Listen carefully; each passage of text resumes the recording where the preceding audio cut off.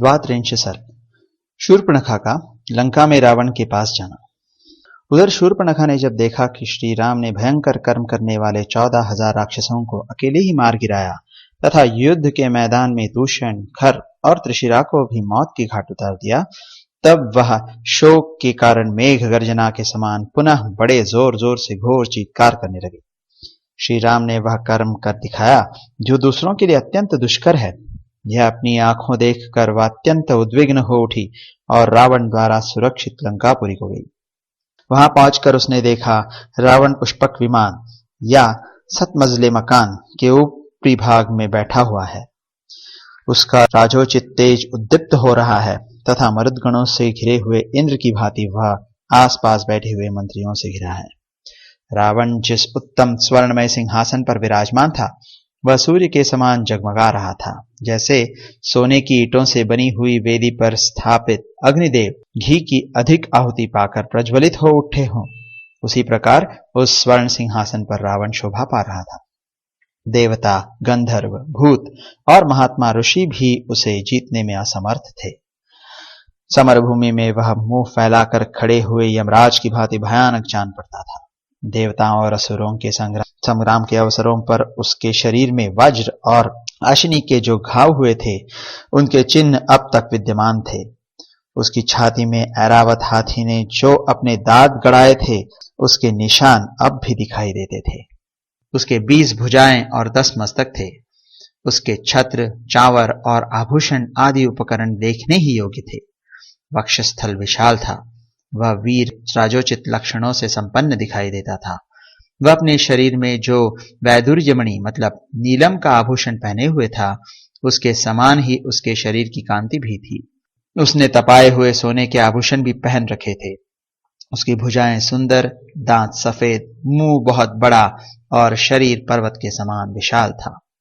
देवताओं के साथ युद्ध करते समय उसके अंगों पर सैकड़ों बार भगवान विष्णु के चक्र का प्रहार हुआ था। बड़े बड़े युद्धों में अन्यान्य अस्त्र शस्त्रों की भी उस पर मार पड़ी थी। उन सब के चिन्ह दृष्टिगोचर होते थे।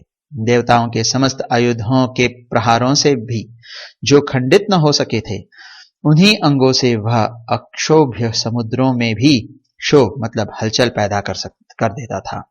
वह सभी कार्य बड़ी शीघ्रता से करता था। पर्वत शिखरों को भी तोड़कर फेंक देता था, देवताओं को भी रौंद डालता था।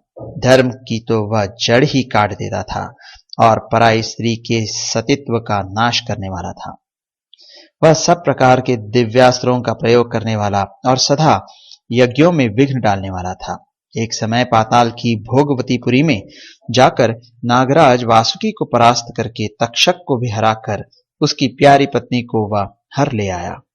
इसी तरह कैलाश पर्वत पर जाकर कुबेर को युद्ध में पराजित करके उनके इच्छानुसार चलने वाले पुष्पक विमान को अपने अधिकार में कर लिया। वह पराक्रमी निशाचर क्रोधपूर्वक कुबेर के दिव्य चैत्र रथ वन को, सौगंधिक कमलों से युक्त नलिनी नाम वाली पुष्करणी को, इंद्र के नंदन वन को तथा देवताओं के दूसरे दूसरे उद्यानों को नष्ट करता रहता था। वह पर्वत शिखर के समान आकार धारण करके शत्रुओं को संताप देने वाले महाभाग चंद्रमा और सूर्य को उनके उदय काल में अपने हाथों से रोक देता था।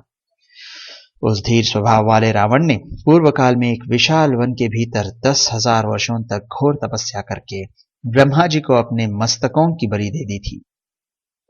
उसके प्रभाव से उसे देवता, दानव, गंधर्व, पिशाच, पक्षी और सर्पों से भी संग्राम में अभय प्राप्त हो गया था।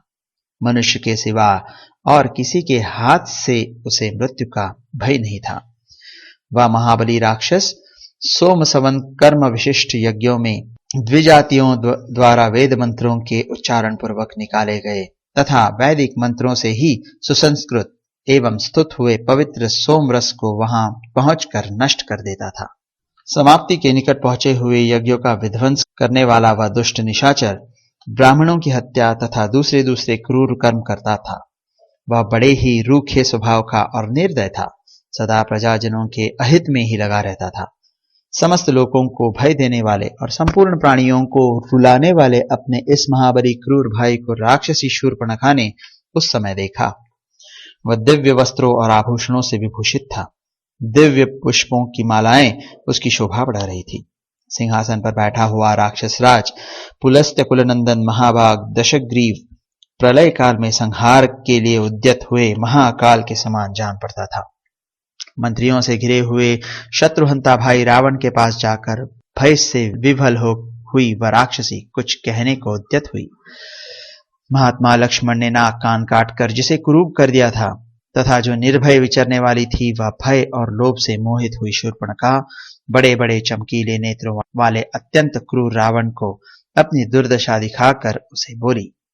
इस प्रकार श्री वाल्मीकि निर्मित आर्ष रामायण आदि काव्य के अरण्य कांड में 32वां सर्ग पूरा हुआ।